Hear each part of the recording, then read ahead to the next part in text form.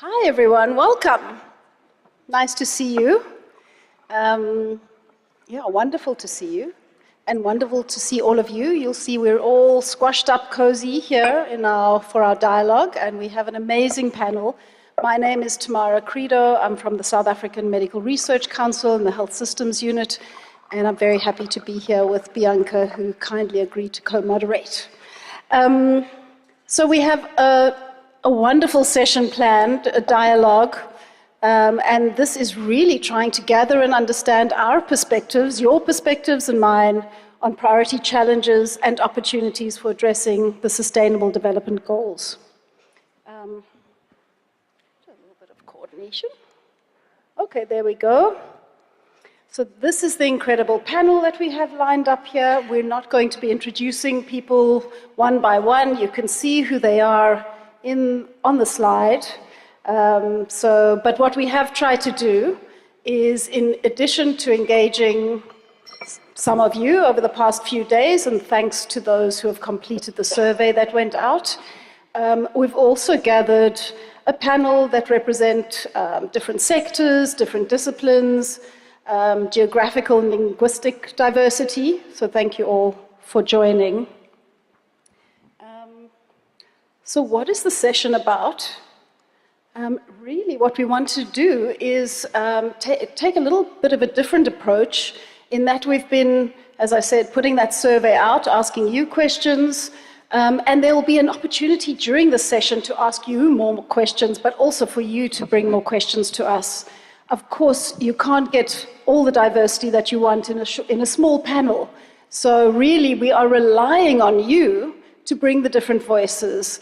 And ideally, we've heard a lot about the congruence of ideas, the golden age of evidence, but we really want to hear what perhaps is different in the room. So please don't hold back on that. So we'll cover what are the big challenges facing the evidence community, what are the challenges facing us in the next 5 years in addressing the Sustainable Development Goals, what opportunities should we bring and leverage to create action to advance this field. And then we want to speak to you and hear more from the panel about building capacity to move forward individually and collectively, so that we hope by the time you leave here today, you might have a moment to think about, what could I do tomorrow? What could my organization do tomorrow to address these important items? Thank you. So I think many or most would know about the Sustainable Development Goals. They're otherwise known as global goals. They were adopted by United Nations in 2015. There's 17 goals. And this is a universal call to action to end poverty, protect the planet, and ensure that by 2030 people enjoy peace and prosperity.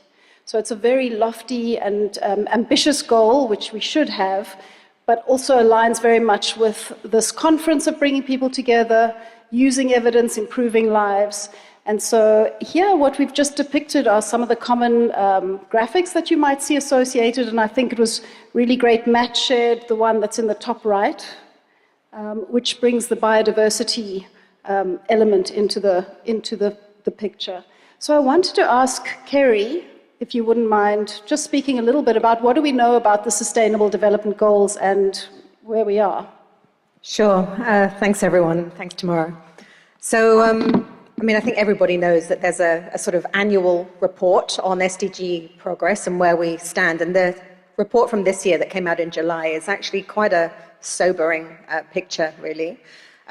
It's led from the UN Secretary General, rather than calling for accelerator actions, actually really calling for a recovery plan.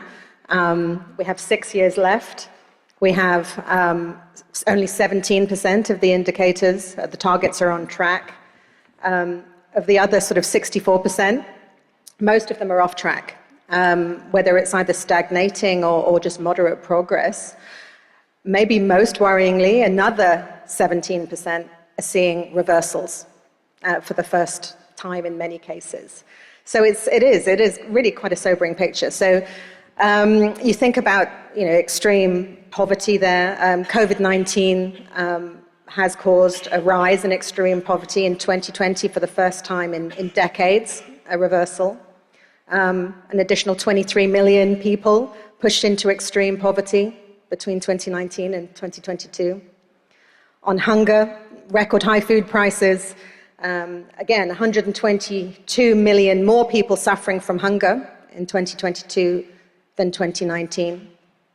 Health, obviously a key area of focus for many of us here, sees some of the highest reversals in progress, including life expectancy at birth. Climate records shattered in a bad way in 2023. Temperatures and global greenhouse gas emissions continue to climb. Yet again, 2023, the warmest year on record. And then conflict. We heard on day one, the rise in conflicts. Number of forcibly displaced people reached unprecedented levels. 125 million people in May of this year. And similarly, number of civilian deaths in armed conflicts spiked by 72% between 2022 and 2023. So it's quite a sobering picture. Oh, thanks for bringing that and sharing those actually rather terrifying update.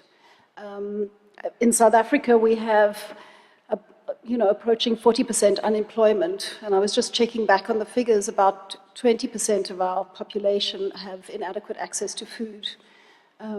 It's terrifying to think of people going to bed hungry, and it's so common and so sobering from everything you've shared.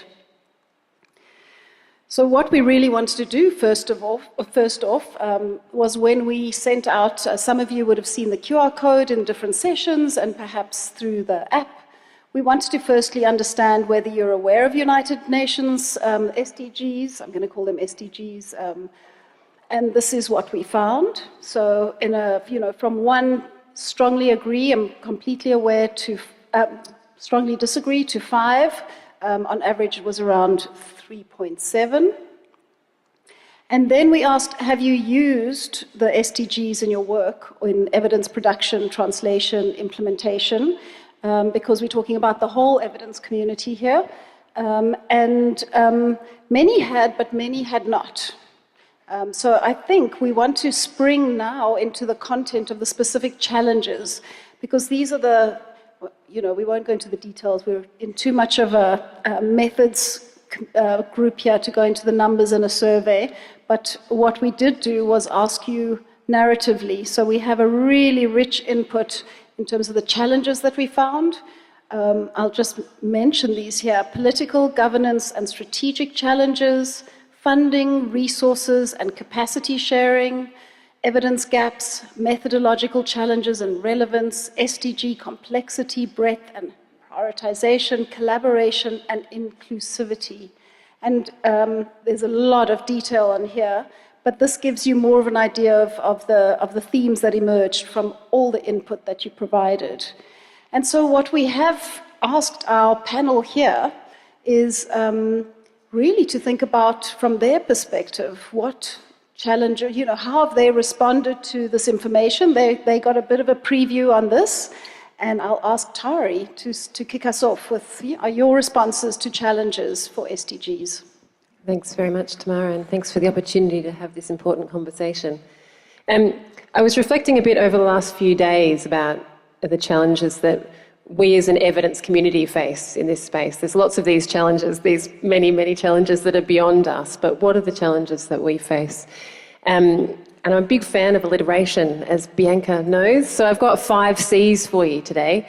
I think the first one is clarity, and I think it's the kind of clarity that Kerry was just providing, that this is a huge challenge, and that if it was easy, it would be on track, we would have already solved it. So I think being honest about the fact that this is a big challenge and that we need to face on.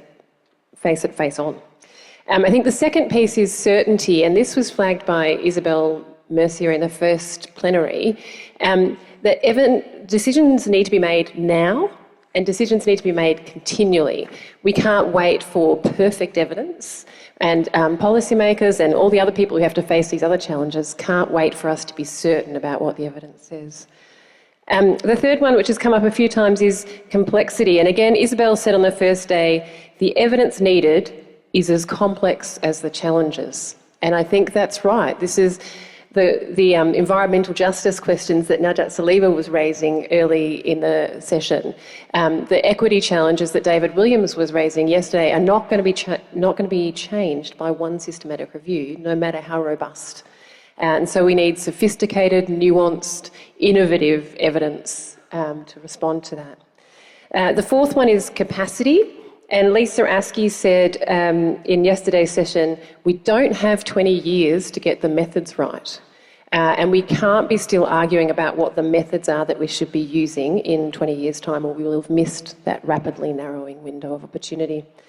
And then the fifth one is collaboration. And Jeremy Farrar said in his opening comments that we all think collaboration is a great idea, but when we try to do it in practice, it can be really difficult. So I think accepting that those are challenges would be my starting point. Thanks so much, Tari. So let's hear from a couple of others, and I think I'll go to Solange next. Is it working? Okay.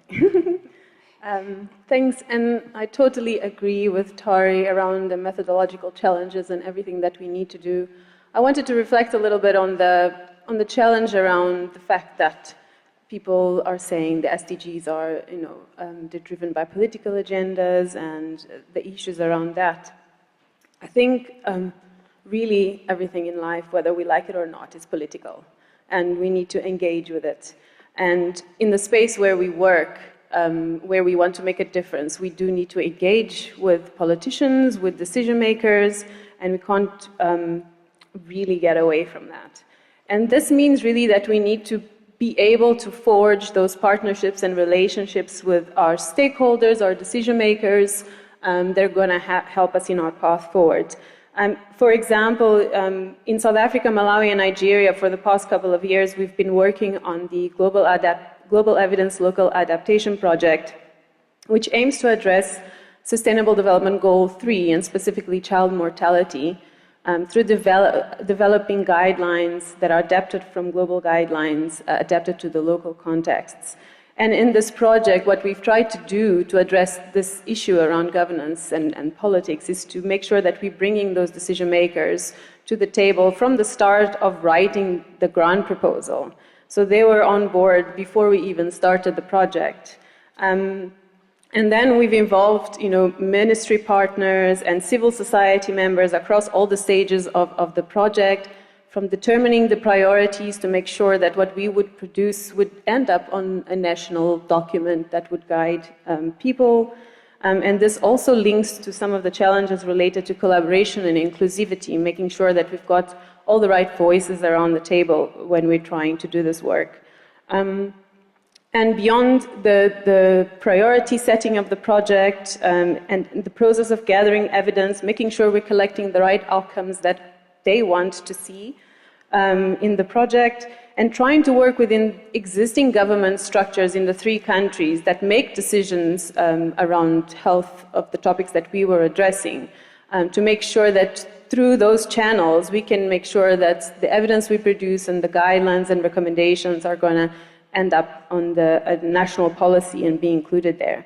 I mean, it doesn't mean that it worked perfectly. We actually had there were changes in staff at government level, so that meant that the people we had been engaging with for over 2 years then changed, and now that made it a challenge to actually include the recommendations in national guidance. And we're still trying to figure it out, but I think it's really wonderful to work with stakeholders and really just trying to be on par with the policy and the political context of the space where we're working in.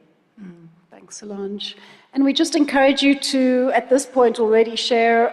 We have the app, so if you'd like to already start thinking about questions you may have, feel free to feed them in. Thanks, Solange. I think, Matt, if you can add from your perspective, what do when you saw these challenges, how did it resonate for you in your work? I think it's very easy for me to think about the challenges for this. I feel that biodiversity is often put down in the list of priorities. That's why I really like the depiction of biodiversity goals being the foundation, because without biodiversity, I'm sorry, we're all gone. So there won't be any humans left or anything else. So I think the big challenges is how that we decide which to prioritize, what to prioritize. And there's lots of trade-offs between different targets across the goals. So for example, you might see that reducing poverty, you could reduce poverty by having quite a big effect on biodiversity. You could reduce hunger by increasing production, which can have a negative effect on biodiversity. So biodiversity needs to be at the forefront of all of our minds when we're making decisions about what we do in these situations. From an evidence point of view, I think it's my sort of challenge to you guys is to think about how these targets perhaps do relate to each other, where there's a hindering effect of one target on another.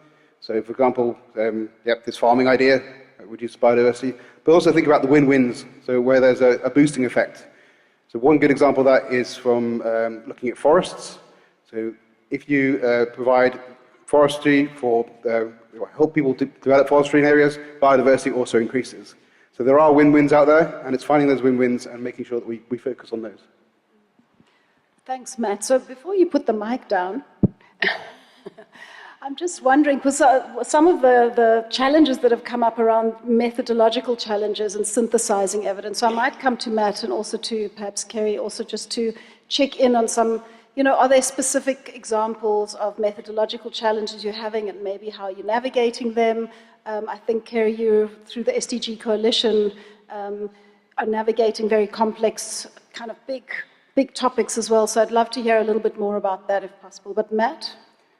Yeah, I think from the biodiversity side of things, we're really awful at making good evidence for people. We're still very focused on this idea of sort of understanding processes and how things develop and populations and things like that. We're not very good at sort of working in a policy area where we're trying to make decisions about the future.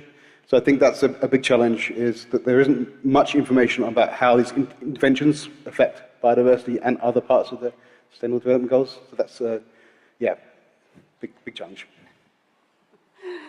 I mean, at the big picture level, I think whoever put that really called it out right. I think we don't actually have agreements on consistency on how to measure a lot of the indicators. We have massive data gap challenges, particularly, I think, with some of the really sensitive indicators, sensitive areas, or most ambitious goals. And then I think, that is, you asked particularly about the Global SDG Synthesis Coalition. I think it's a recognition that, going back to what Matt was saying about the trade-offs, that they are so indivisible, and you can't just kind of cherry pick off bits that you like. You have to look at the interconnections. So how do you try and think about synthesizing all of these multiple different areas with really complex evidence questions, and then put that into a kind of really politically complex and challenging environment as well, and look at the sort of the geopolitical trade-offs as well as the evidence trade-offs. I have a question for Tari. So one of the many hats that you wear is, probably the most important hat, is living evidence syntheses. So we know many of the challenges around living evidence syntheses, but what's your perspective on the challenge as it relates to SDGs, given the complexity that we've just spoken about, but also the time frame that we're facing to be able to address these really significant goals? Yeah, I think, I'm sure that several of you have been in presentations where people have put up that classic living evidence graph where, we climb the mountain and then we do the ongoing cycles. And I think we still have to climb the mountain. There's still a lot of work to do to get to an up-to-date synthesis, which can then be maintained in living mode. I think it's very hard to argue that for most of these topics, those things don't need to be living. These are complex issues. There's a great deal of uncertainty. The evidence base is evolving rapidly. We'll get new evidence. So I think it's very hard to argue that we don't need living evidence, but it doesn't get us away from that problem of having to climb the mountain, do those big reviews to get to an up-to-date review first. Now, my other question to either Bhumika or Gabrielle, or perhaps both, is, even though we have challenges, and we're going to move to opportunities in a minute, I love this idea of promising failures. So I think we've spoken about it earlier this morning in the plenary, where we need to be really honest, where we have tried tried and failed. However, there's always something to learn. So does anyone have a really good example of where they have tried and failed, but it was a promising failure with a nugget of hope? I would like to first talk about evidence architecture. So we've been promoting this. So you can visualize evidence architecture as a pyramid.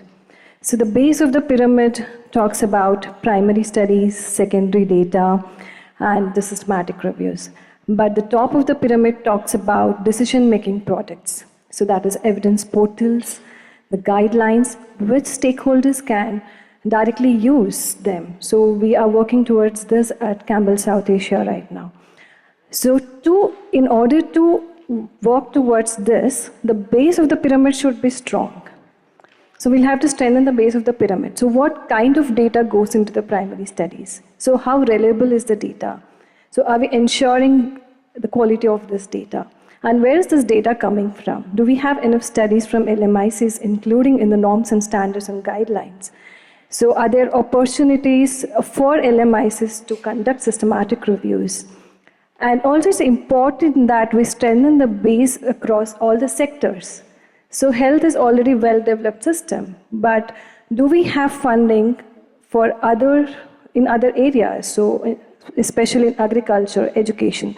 So randomly you can conduct a search and look for evaluations or studies conducted in a specific health topic or a social sector. So you can find very less studies in the area of social sector.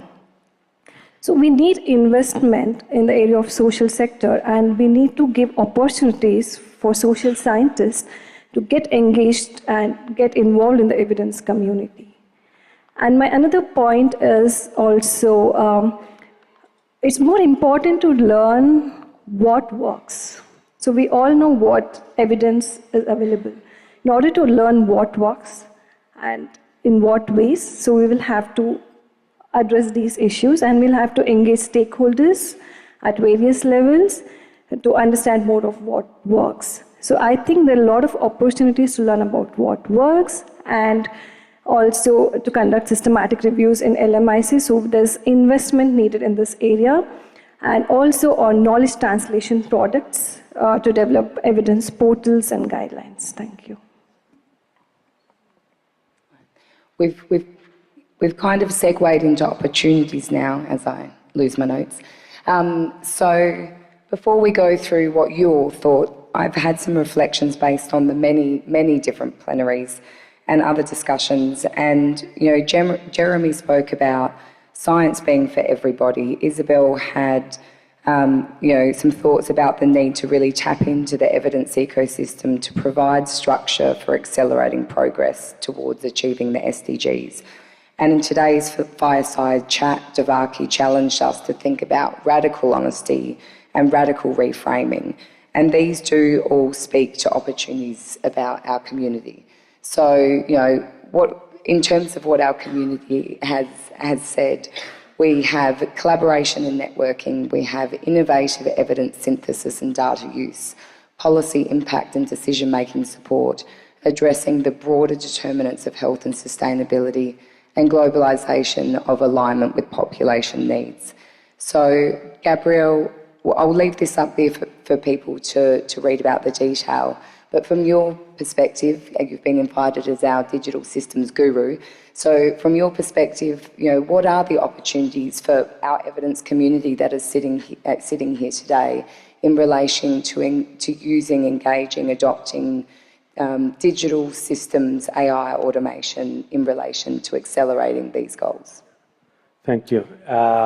Well, yeah, opportunities is more difficult than challenges, so that's first. But I think one opportunity is that from time to time, there are global events that foster collaboration or foster resources going to one goal. And probably SDGs is not in that moment now, at least in terms of, even though the survey showed a relatively high knowledge of the SDGs, probably is not the reality in the rest of the world. We have a project with PAHO where we put all the guidelines and WHO and PAHO guidelines and recommendations in a website that is called Big Rec, And we decided to organize everything around the SDG 3, one SDG. And all the users have said that they don't understand what it is. Why don't you organize it differently by condition or by other things? So that gives you a flavor of how difficult it is to think on SDGs and these kind of goals. But there is going to be some moment where the momentum allows the community to work together, or the evidence community to work together in that direction. And I think the COVID experience was kind of that, was everything concerned of the same topic, all the resources going directly or indirectly to the same thing. And in the evidence community, everyone started to work together. So everything started to collaborate for free, to share resources and so on. But I think we can also learn from that experience that from the evidence community perspective, I think was a failure, a total failure. So we were overwhelmed by the amount of information. Evidence synthesis and living evidence synthesis was planned but never executed. It was not actually living. Most of the living reviews planned were not, they died in the process, and they were never updated. And there was a lot of redundancy. So at the end, you had all the systematic review community trying to solve the burning questions about masks, about vaccines, about lockdowns, and users had 100 reviews about the same question, and they didn't know what to do. And all the reviews were out of date, poor quality. So finally, probably as evidence community, we made it worse. So I think the opportunity is to learn from that experience and build the ecosystem, the architecture that is needed, as the previous panelists said. So we need to work now in a slow pace, thinking on that moment where the opportunity will arise to work all together, the evidence community. We need a clear diagnosis of what is done, what is not. We have made great progress in evidence mapping, evidence and gaps mapping. It's a very flourishing field. The same with living reviews or living evidence, living guidelines. The whole living process is much more mature than in the time of COVID. And AI, technologies, methods, new innovation is also much more mature than at that moment. And we learned a lot from that experience. So I think we have more tools. We had one experience that was, let's hope, we'll never see anything similar to COVID in our lives. I don't know, or at least with that degree of response, it's difficult to, but eventually it's going to happen. But if there's the evidence ecosystem, the evidence community is prepared to respond maybe to not minor opportunities to work together. I don't know, maybe it's a climate crisis, or it's 2030 when we realize that the initial goals of the SDGs were not fulfilled, and so on. So there might be opportunities where the evidence community can work together, and if we have the infrastructure, the partnerships, the system, the technology, a clear diagnosis, the resources, of course, probably we can do better than during the previous years, all the SDG history and the COVID experience and so on. That's great. I just want to pick up on a few things that you said and pass over to Bhumika, because you mentioned evidence gap maps, and obviously we spoke about living evidence syntheses, and this is definitely Bhumika's area of expertise. So Bhumika, could you perhaps tell us a little bit about your experience, in working with evidence gap maps in relation to SDGs, both in India and regionally, and what you see as the opportunities for our evidence community engaging with this more? Thank you for this question. So if you look at the evidence and gap map from 3IE on SDGs, and recently the China team in Lanzhou worked on map of maps on SDGs. So what we understand from that is SDG goals are very broad. So there are targets under each goal. So we have to have studies which are specific to those targets, the systematic reviews or primary studies. So there's lack of studies which are which has an objective towards the target. So I think there is an opportunity there to work on specifically on those targets, so that will help us in developing the guidelines. So this is one of the gaps that we found in our evidence and gap maps and map of maps. And again, as I said, it's all about One Health, and the topics on SDGs, the intersect. We have more of health studies, but the studies across other sectors are very low. So there is, again, a gap from which is projected from evidence and gap map. Yeah. Thank you. Now, just picking up on something you said there around the intersection. So for people that may not know, this was a clear difference, and Kerry can definitely speak to this better than me, but moving on from the Millennium Development Goals to the Sustainable Development Goals was this idea that you can't deal or address with these different goals in silos. So the purpose of the SDGs were having these targets that were intersecting. So Kerry, we've spoken about some opportunities at a systems level and at a program level as it relates to different methodologies. Can you talk to us a little bit about the opportunities at the macro level and your experience with the SDG Synthesis Coalition? Sure, thank you. So I started off being quite negative, I suppose, kind of pointing out all the ongoing challenges, a very gloomy picture. But I do think it is really important to remember that there have been some successes and there are opportunities. So I wrote down a few. I think 95% of the world's population now have some access to the internet. So that we still talk about the digital divide, but that is shrinking. We're seeing greater gender parity in school completion rates in most areas of the world, not everywhere, but most areas. An estimated 20.8 million of AIDS-related deaths have been avoided over the past 3 decades. The malaria vaccine, there are so many things that are really we should be very proud of and try and build on that at the kind of the global level. And then I think, again, it's quite easy to be cynical, but at the political level, not necessarily just at the technical level, there is a really increasing interest and awareness of the potential of science, technology, and innovation, and an openness to listen to the potential of that.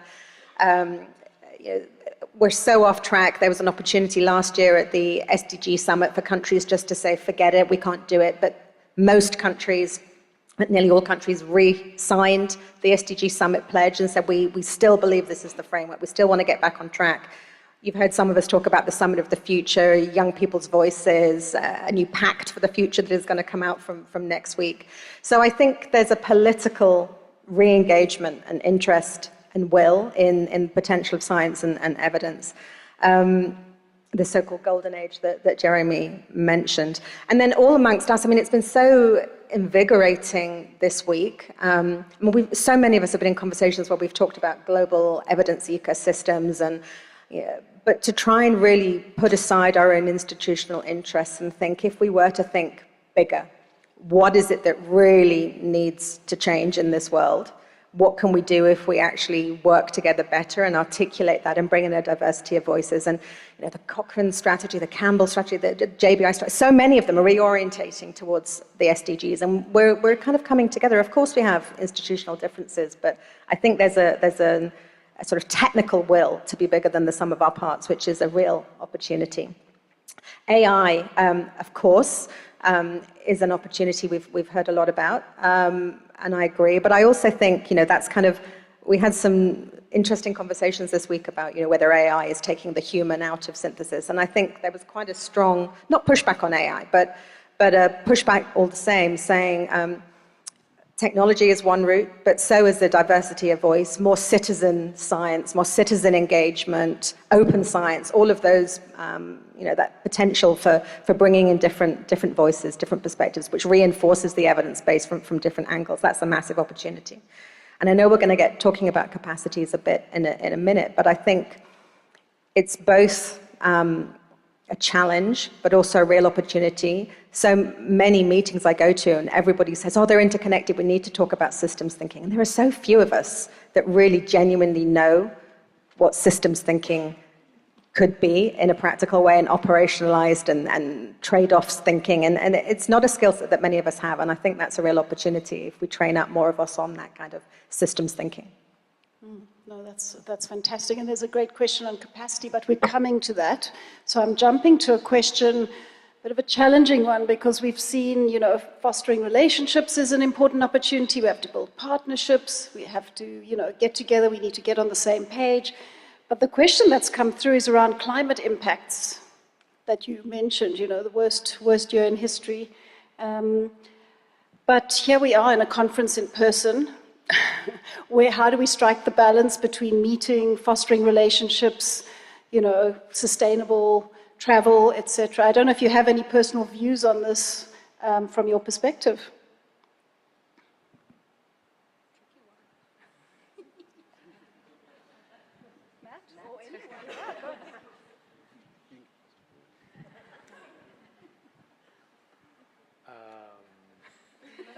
Don't all jump in.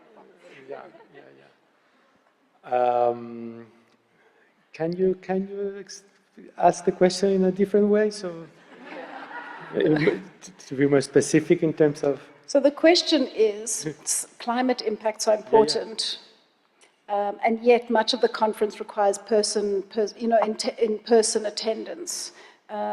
Should we be having more hybrid events, online events? Is there still scope to have a big in-person event with 2,000 people? Yeah, of course. Thank you for the clarification. But from the evidence community perspective, I think it's difficult to focus that question. Of course, the global answer is very clear, and it would be wonderful if we are able to do that. But I think most of the work of the evidence community does not require physical presence, so we have a lot to do on that way. But again, I think the COVID experience was a very clear example, not only for the evidence community but for everyone, that all those dreams that we were going to move to a world where everything is remote, there is no carbon footprint, and no need for flights, was going to be the after-COVID scenario. And we realized that after 1 or 2 years, everyone is in the point zero. So I think, from the evidence community perspective, we can give an example, maybe, or we can try to summarize the evidence about the benefits of doing it that way. But I think it's one of those cases where the evidence is self-explanatory. I don't think you need a living systematic review of all the evidence to say that doing everything remotely is going to decrease the carbon footprint. So I think it's more giving the example or trying to give an example in terms of, the evidence community is taking one approach that can be replicated by others. But I think it's more a global challenge than a specific challenge for the evidence community. Matt, did you want to add here? Yeah, personally I find this really difficult. But I think the thing to think about is that there's trade-offs no matter what you do. So sitting at home, you're burning carbon. Doing AI on your reviews, you're burning carbon. And there's lots we're doing that we don't even realize is damaging the environment. So we need to, be more aware of what we're doing. So I think that's very important that we do that. But making better use of these types of events. So coming here and making a really good use of it, use of your time, networking, building collaborations is really important. And I think that some of these global problems, as you said, are probably a bit more than we personally can deal with. That's a bit of a cop-out, sorry. But It's not an easy one. So we have a lot of great questions coming. I'm going to ask one last question, I think, to Kerry, but anyone who wants to answer, and then hand over. And we'll move over, because one of the calls in our question is, what do we want to do about it? We've been talking a lot about it, so we will move on to that shortly. But Kerry, one of the questions that I think someone who's working within the UN system to help us understand, what is the biggest challenge the UN and WHO have faced when trying to encourage decision makers like governments and corporations who have their own agendas, which can cause harm to environment and civilians, to take the SDGs and evidence seriously. Do corporations and governments take it seriously? And what are some of the challenges of kind of bringing people along and getting buy-in? I mean, I think there'll be some really interesting perspectives on this, not just from a UN side. I mean, I think the biggest challenge from a really practical perspective from where I see governments is just where to start. It's not just 17 goals, it's 169 targets. I can't possibly do all of it. You tell me that they're all interconnected. I haven't got a massive budget, in fact, far from it. Where do I even start? But actually, I mean, of all the 191 countries that have signed up, all but 3, I think now, have actually undertaken voluntary national reviews. They are trying to report on wherever they can. And so I think there's a commitment there. Similarly, the private sector, I mean, there's a whole branch, a kind of private entity of the UN called the UN Global Compact, which is looking across, particularly from the sustainability sector and the business community, at what they can do to engage. And I think it's really important that the SDG framework isn't just seen as something that politicians own. The more that business can get engaged, there was massive civil society consultation, youth consultations to develop it.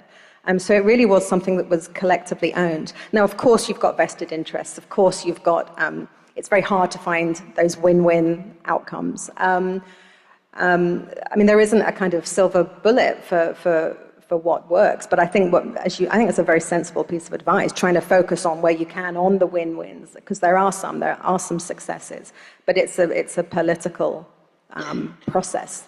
If anyone else wants to reflect on that. All right. Now we're going to pause for a minute and ask you to get your devices out, please, because we've spoken about some challenges and opportunities, but certainly, in conversations that I've had with our many global partners, often there's this question around, how can we support you, or what supports do you need to be able to engage with this? So if you could please just take a minute to scan the QR code and tell us in a few words, how can, from your perspective, we build capacity across the evidence community to better address SDGs? While you're doing that, I'm going to throw to Solange and just put you on the spot here, because you bring a unique perspective. So from your perspective, what capacity do we need in lower middle income countries to address the SDGs through evidence-informed decision-making? Thanks, Bianca. I think we need capacity at different levels. So we need to build capacity to do evidence syntheses in the first place, and especially because we're talking about complex questions, questions that are multi-component, that involve multiple sectors. The reviews are going to be very complicated to do. In our region, we still need to build capacity in many countries on how to do just basic, drug A versus drug B, let alone do living systematic reviews or reviews that address very complex questions. So there's a lot of capacity building that we need in that sense. We need to be able to leverage all this innovation and AI and new methodology, which we often don't have the resources for, we don't have access to. So it's about building capacity, but also long-term sustainability and investment, infrastructure development across many countries in the African region. And then we also need capacity to use evidence. Not all our ministries of health, and specifically if you go out of health, in health it's still a bit better than, for example, if you go into education or social development, where evidence is very rarely used to inform decisions. So we need the capacity to use the evidence that is being produced to make decisions, to train the decision makers that they need to use evidence, that they're aware that there's an evidence-informed decision-making process, and that has been growing over the years, but I think there a lot more work around that needs to be done.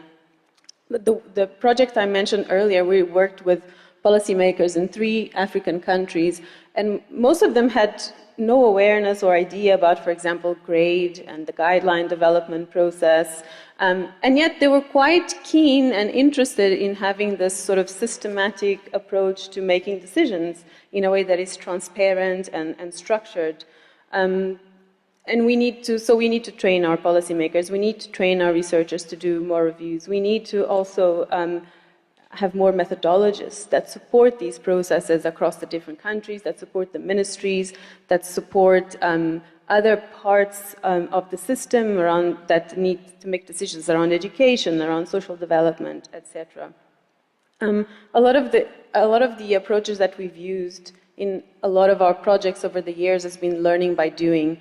So I think we need to be looking in every project that we have, every grant that we build in this capacity building component of learning by doing, including novice researchers being added to reviews, and they are learning with us as we're doing it, but also bringing the policymakers on board in the review process, in the guideline development process, in the questions that we have during the process, and involving the policymakers as well. And we've done that as well. We have these guideline panel simulations that we've done with our stakeholders in the region. And they find it fascinating, and they learn a lot from it, and that creates a good chance of future engagement with these stakeholders. But we do need infrastructure investment, long-term investment, to be able to carry out this capacity building in our region. I would like to add, so I second Solange. So we engage stakeholders in various ways at Campbell South Asia. So initially when I went and spoke about systematic reviews or evidence, it was very difficult for us to convince them to use the evidence. So then we had a discussion within our team, and then we developed a curriculum for the use of evidence program. And so this was used by the program officers. So we conducted workshop for program officers of UNICEF on use of evidence, and now we completed the project. It was a mentoring project. So what we decided is we just talk about systematic review, or give them a systematic review, or to make them understand. When we just go to sensitize them, it won't work. So we engage them in one of the projects that was of their interest, and then we call that as mentoring project. So we involved them in developing the protocol. So they had few researchers. We mentored them to develop the protocol. They published the protocol, and then we worked with them on a systematic review. And then we invited a lot of stakeholders to give their inputs on this. This is on evaluating public health emergency model of WHO. So they were really interested, and then now that we have completed the review, now we are disseminating that with Planning Commission of India. And this is how they took a turn. So in understanding evidence, so engaging, so we may have to come up across different ideas or innovative ways in engaging stakeholders, because it's challenging and it is not easy. And also in every proposal that we write, so when we write about advisory group members, we can involve stakeholders from interdisciplinary areas. So it could be also from the government or from the ministry, for them to get an idea what is going on and what sort of project that we are doing. And this will definitely help us in knowledge translation. Thank you. Now, we've had 183 responses, which is amazing, thank you. And I'm finding it a little bit difficult to read here, so excuse me while I stand up and just have a look.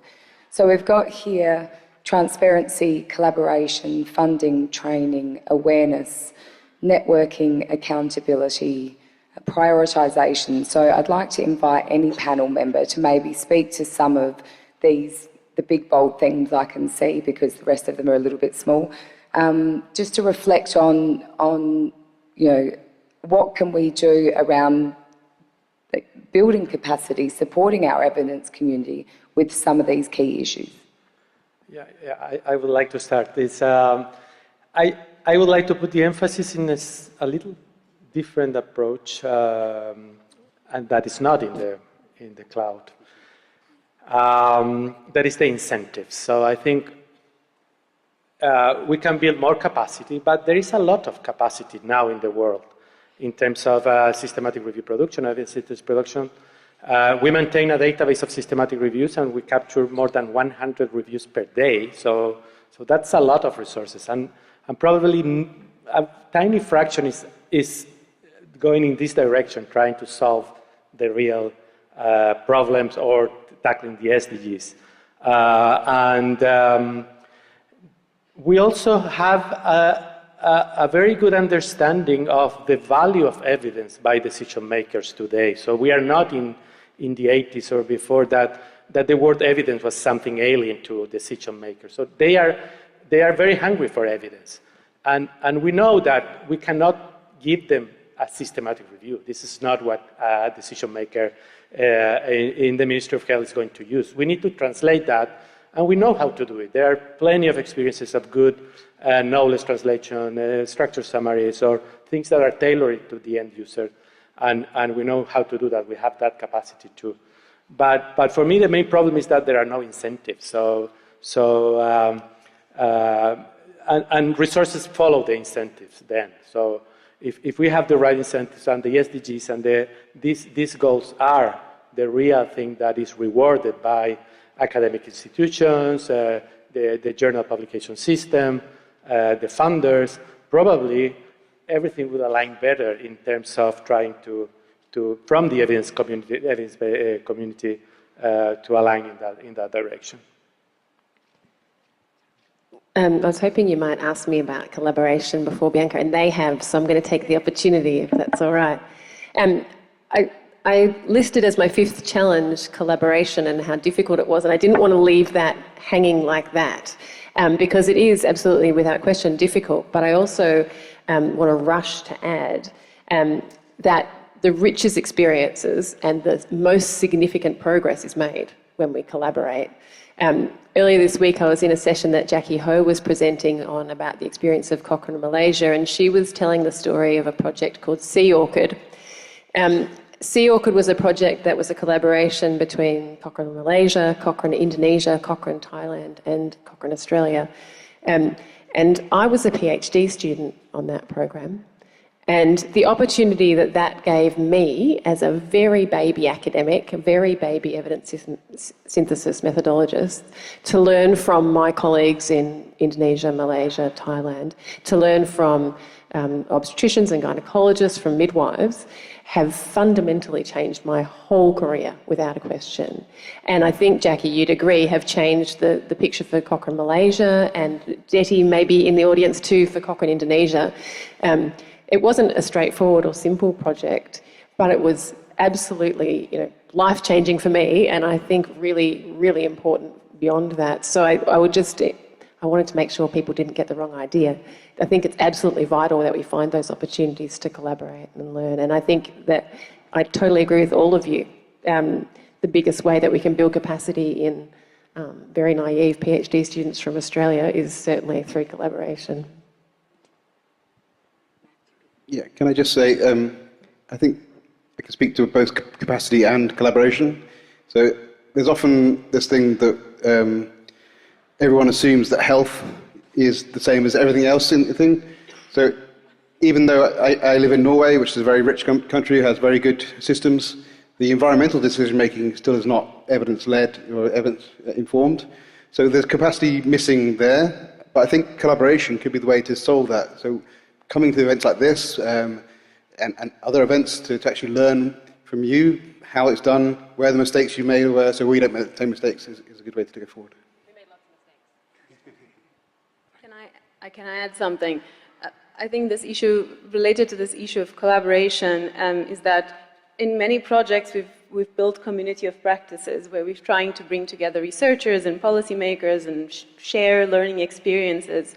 And what we've realized over the years is there are so many people working on the same concepts and the same issues across our region specifically, but we are not aware of each other. So I think we need to do better to identify who are the people working on the same questions we are, and how can we build on each other's work so that we are synergistically reaching our goal rather than working in silos. And then I'll give it to you.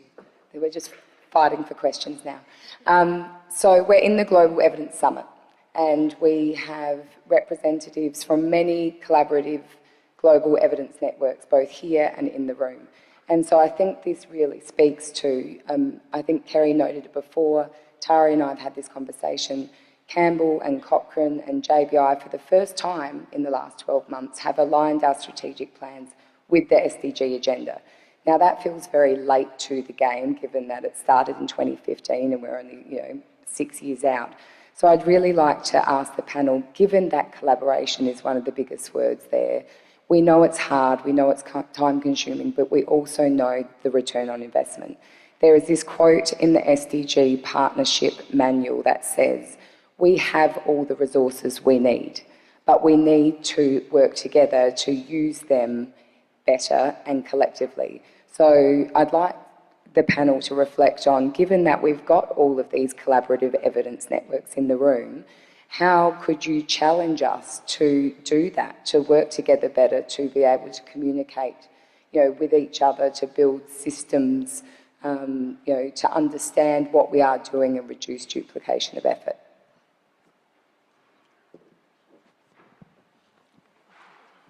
I think the hardest part of this conversation is, what does that mean I have to stop doing?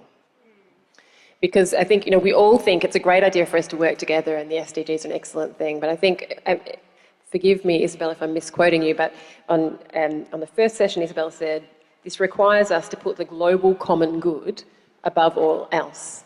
And I think that is absolutely right, but that means that I have to put the global common good, our shared common good, against the stuff that I know is actually really important for me. And until we're all willing to make that shift, then we're not really going to give this the attention it deserves. And that means for everything we prioritise, we have to deprioritise something, and that's the harder piece. Thanks, Tari. It's great to go after you. I was looking at some of the smaller words on here, but they're so important, like hope, trust, faith, belief, all of those sorts of things. I think they're super important. It was kind of some of the where we were supposed to end was, what can we do differently? And I think just engage. There are so many of these really fascinating networks that are looking at this from different angles. And I don't know if Will Moy is here, but he has talked about trying to have a meeting where we bring together and try and plot that jigsaw or that ecosystem, if you like, to kind of say, how can we be bigger than the sum of our parts? Engage in that, bring your own perspectives, and let's try and work out this collective vision for what we need to do differently. And again, you were saying, we're a bit late to the party. I don't want to get everybody off the hook, but it's very unlikely that there'll be a whole brand new framework of SDGs kicking in 2030. There's been talk already about extending to 2050, not to give us 26 more years to achieve what we should have done already, but recognizing that a lot of these challenges are really complex and you need a long time horizon. And so I think it's not too late. Just drop the cynicism, be engaged, think bigger. Yeah. And I guess, so that's, we're hearing a bit of this, the think bigger, collaborate, what do we have to stop doing? And I guess that's what's really striking me, is that we all feel like we need to just hang a moment and see how we can do a little bit less, but better and more collaborative and coordinated. But on the flip side, with all of these networks, we all have our identities and we all have our needs. So it's, how do we actually do that? We've got global networks, we've got national networks. I think it's a huge challenge that we're facing. And in fact, I don't have a specific question, but so that's unhelpful. There was a really great question, and I can see it's up the top, and it leads really well into the last part of our panel. I'm going to read the question and then speak about why this is important. So Joe says, what is the one key thing we should be doing as a community? It feels like we're doing a lot of talking about the issue and less about actions and solutions. So Joe, 100% agree, because when we had this panel discussion, I challenged everybody, saying often as a participant, listening to these really big challenges and really big opportunities and really big ideas, and we talk about systems change and network changes, I walk away as an individual researcher or even as a leader within an organisation thinking, okay, but that is so out of my control. So I've challenged our panel today to give our evidence community some sage and practical advice for those of you that really do have, the personal or political will to engage with the SDGs in whatever part of the ecosystem you're in. So, Solange. I don't know how practical this is. I think we've talked a lot about the breadth of the SDGs and how many there are, but I do think they are a great starting place for setting priorities for the research that we want to do.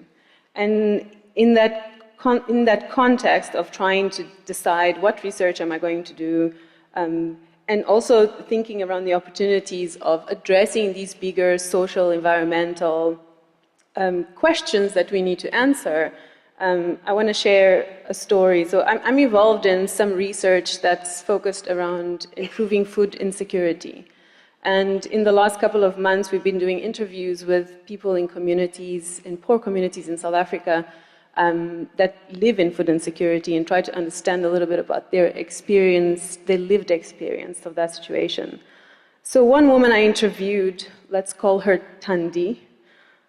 She lives in Mfuleni, which is a very poor township in Cape Town in South Africa, and with very poor infrastructure. She does not have a job. She does not have any skills to sell because she didn't manage to finish her education. And even if she had the skills, she doesn't have the money for transport to go and look for a job. She doesn't have the know-how of how do I do my CV, where do I print it, where do I go. She doesn't have that. She has 5 kids. The oldest kid has recently gotten involved with drugs and is stealing from the home and is stealing from the neighbors. And she has the neighbors knocking on her door, asking to be recompensed for what her son is doing. Her youngest child is 8 years old and she doesn't talk, but she's never been formally diagnosed with anything because she hasn't had access to the right healthcare. Her children often go to bed hungry, go to school hungry, and they're often mad at her because of this. Why isn't there food on the table? And all of this has affected her mental health. She says, sometimes I wish I could just disappear. But if I do that, who's going to take care of my family? And she said to us, if you live in the township, you will never leave the township, because it's such a vicious cycle that it's very actually difficult to break out of. And this story encapsulates a lot of the SDGs. There's education, there's working, there's poverty, and there's hunger. And she's going through all of this at the same time. It's all happening to her. So what can we do in the research questions that we ask that are going to really be important questions that are going to have an impact in the real world? I think as researchers, sometimes we are very disconnected from the people we are trying to help. But really, if we are, what is the purpose of everything that we are doing? And I think so it's really thinking about, as a starting point, we have the SDGs, we have the targets. What multi-component, multi-sectoral actions do we need to implement, and do we need to test them? And we have evidence on a lot, actually, and a lot of the issues are on implementation. So questions around implementation are very important. But also questions around methods around evidence synthesis on these questions, methods around strengthening the evidence base, which Bhumika has spoken to. I did a Cochrane review on access to food interventions, and the evidence base is very challenging to synthesize. And it's very difficult to actually come out of it with a clear answer, yes, this works, do this, because the evidence base has such poor quality. So I think it's a really good space for us to start thinking about the questions that matter, that we should be answering. And then, lastly, I want to just, something very easy, I think this is more practical than my previous. So something very easy is just contribute to open science. Jeremy Farrar spoke in the beginning at the plenary about the need to break down silos, to defragment the evidence system. And I think we can all do a little bit to contribute to that and make sure that we collaborate more in that way, make evidence accessible. I don't know if I can follow that one. But I think the same point really is that we need to collaborate more. I think that's a really important point. But it's important to remember that we often think that we have to do everything ourselves. So you're an expert in a certain area. You don't have to be an expert in everything else. There are other experts out there who will be happy to work with you. And I think the funding ecosystem has to change to allow true interdisciplinary research in this SDG area to be fully funded. That has to come. For me, one of the most important pieces of advice for someone that is new in this area is try to, from the very beginning, try to find the right person of the right group doing the right review. Because there are plenty of reviews, there are too many, there are going to be much more with AI and all these things that are assisting the whole process. But there are also a lot of examples of groups doing the right thing. Leaving reviews, answering the right question, aligned with the SDGs. Probably those groups are not the ones that are publishing more. So you need to, from the very beginning, set your goals, set your own goals, not the SDGs, of course, but your own goals in terms of where do you want to go, how do you want to contribute to the SDGs or other global priorities. So try not to have that very clear, so all the pervasive incentives that are plenty of them, and it's very difficult that are going to change in the future, of publishing more, working alone, be the first author, and so on. You need to change that. For evidence synthesis, that is absolutely the opposite of what we need to do. So yeah, if we do less reviews, but the right ones, and with more people, with more collaboration, with better methods, trying to keep quality, keep it living, probably we can do a small change to see if we can contribute to the 2050 of these SDG goals. Yeah, so I would like to add that there's a need to repurpose existing research, evaluation, knowledge translation, funds, towards building the evidence architecture, sector by sector, so that mirrors that in health. So let us join the evidence revolution.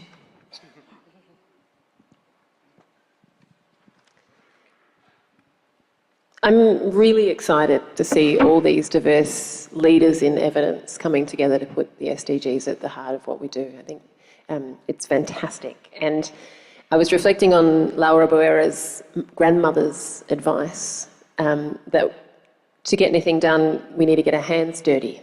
And I am speaking to my methodologist friends in the audience. I think that I worry that we as methodologists run the risk of letting the perfect be the enemy of the good in this space. And I thank David Tunnicliffe for helping me think this through. But I think we need to accept that it's not possible to have perfect evidence syntheses, but that it is crucial and vital that we have useful evidence syntheses. And then I would say, wouldn't I, use living methods to keep them up to date. So my challenge to myself, as much to other methodologists, is to decide today that you want to be useful and that you want to learn, and put aside your unachievable aim of being perfect. I want Tari to end on that. I think that's great. I mean, mine, I think, would be a plea to put aside cynicism about the SDGs. They're far from perfect, but the kind of criticism that they're unrealistic, they're aspirational, in a way, that's kind of the point. It's a blueprint, for better or worse, about how we can make the world a better place. And I think some of those targets should be aspirational. You know, something like ending violence against women and girls. We shouldn't say we want a 15% reduction. We need a normative belief or stance that this is just not acceptable. And I think, aspirations are not necessarily a bad thing. And they could be the same, not just on the social, but on the environmental side. We want to be useful. We want to make a difference. And so we can be skeptical, but not cynical, I think, about that. I completely agree with what Solange said earlier about being more political, small p political, kind of really understand or making time to understand the context in which our evidence is going to be used, and the potential channels and all of that sort of small p stuff. is a responsibility of all of us because there are opportunities to engage. That fantastic session this morning on storytelling, that's something I kind of take away. We're all trained to be analytical, add our caveats and ifs and buts. But get better at storytelling. It was so rich, you know, why this stuff matters, what can make a difference. Still evidence-based storytelling, but storytelling. So that's a personal challenge for me. And the one that I mentioned before about engage, have a voice in the conversation and bring along somebody who doesn't have a voice to participate too. Well, I agree that I think, you know, this is, I mean, I've only been in the EBHC community for 10 years, which compared to colleagues who've been here for 30 or more, I feel like a bit of a baby, despite my grey hair. And so I'm really encouraged because we've been having these conversations with our international collaboration for the last year or two. But to be able to have these conversations, not just today, but over multiple days on this stage, I think is a really promising sign. I'm also going to quote Laura's grandmother because it was beautiful.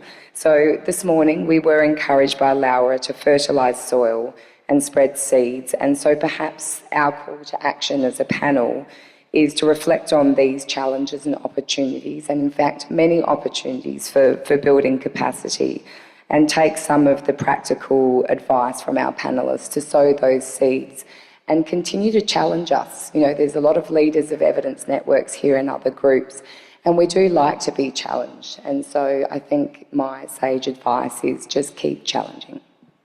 Thank you, everyone, and thank you to our panellists. Now, sorry.